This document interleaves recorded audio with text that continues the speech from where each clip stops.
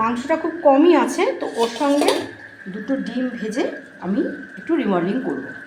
Remodelling হচ্ছে মাংসটা, তো টমেটো আর পেঁয়াজ দিয়ে ভালো করে আমি ভেজে নিয়েছি, খুব সুন্দর ভাজা হয়েছে। তো এবার এর মধ্যে একটু রসুন আর কাঁচা লঙ্কা বাটা খুব অল্পই দেবো, কারণ মাংসটাতে একটু মশলা রয়েছে।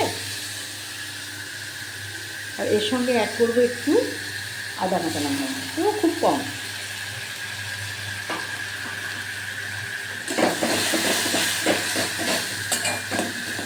এর মধ্যে দেবো আমি একটু হলুদের গুঁড়ো,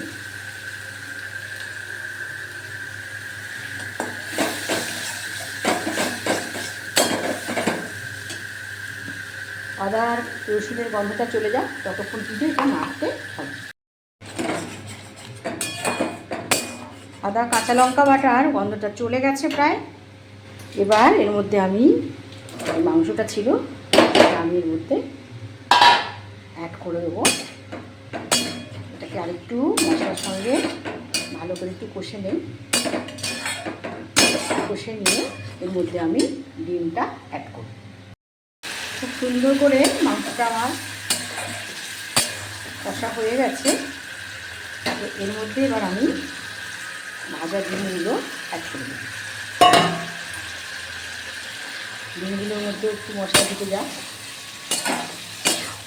একটু কষবো, যাতে ডিমগুলোর মধ্যেও একটু মশলাটা ঢুকে যায়।